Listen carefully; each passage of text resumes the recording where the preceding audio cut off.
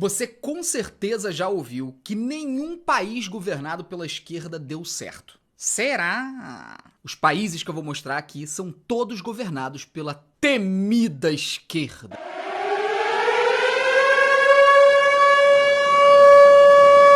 Dessa vez eu não vou falar sobre astrologia. Eu vou falar a respeito do que havia dito o Felipe Neto. Porque assim, embora eu não vá falar sobre astrologia em si agora, eu vou falar sobre a história. E a astrologia tem muita coisa a ver com a história, então a gente precisa entender um pouco do nosso passado para a gente entender o nosso futuro. E o que acontece?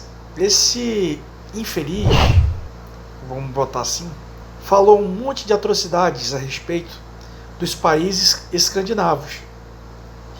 E uma das coisas que ele disse foi a respeito da Dinamarca, que seria governada por uma pessoa de esquerda. Será que eles são comunistas? Será que eles deram errado? Começando pela Dinamarca. A primeira-ministra, Mette Frederiksen, está no poder desde 2019. Ela é do Partido Social Democrata e compõe o bloco vermelho de partidos de esquerda da Dinamarca.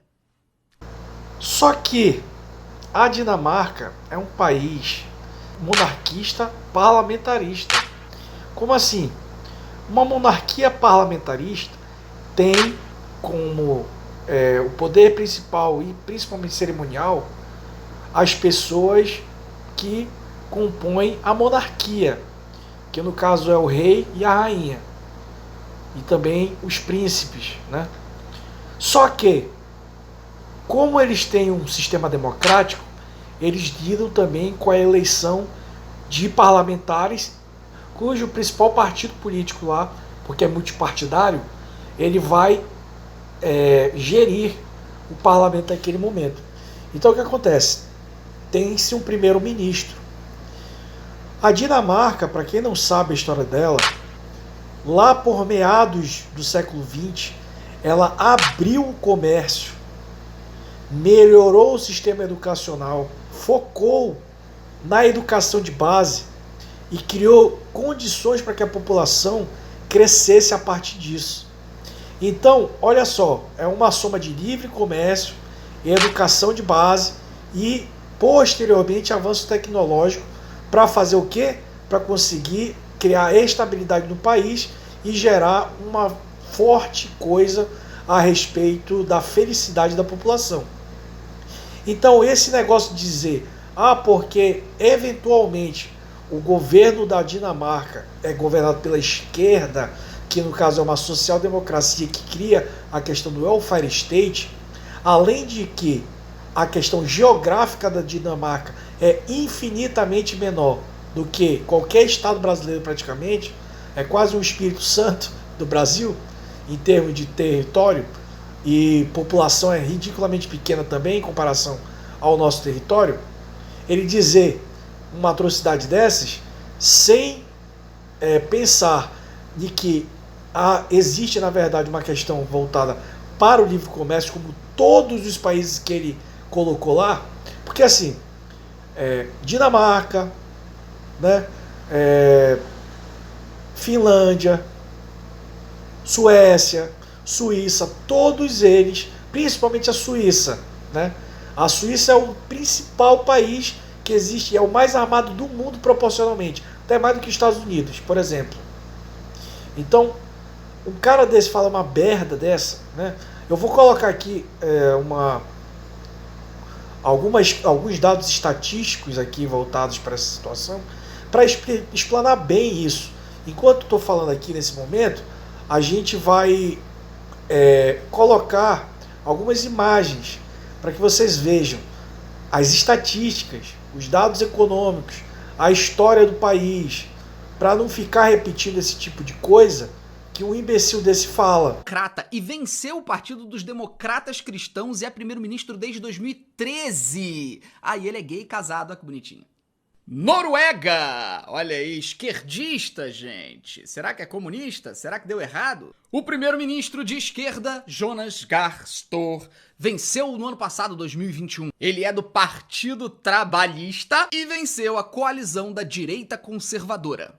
Essa Noruega comunista. Islândia! Esquerdalha. A primeira-ministra, Katrin Jacobsdóttir, está no poder desde 2017 e faz parte do partido Esquerda Verde. Inclusive, a Islândia se tornou o primeiro país europeu a ter maioria de mulheres no parlamento. Ah, que legal. Finlândia, esquerdalha comunista.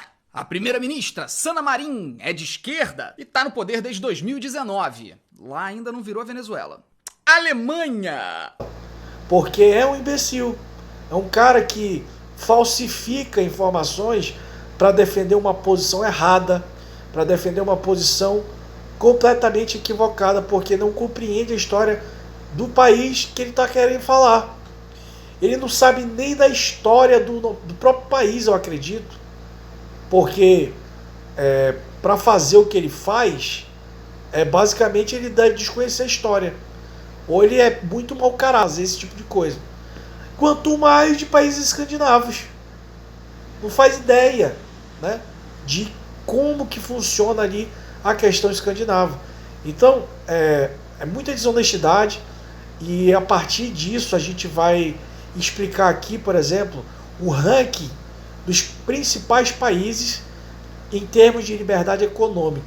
Você vai ver que proporcionalmente a essa liberdade econômica existem altíssimos níveis educacionais. E esses altíssimos níveis educacionais também existem a partir de altíssimos níveis de tecnologia também.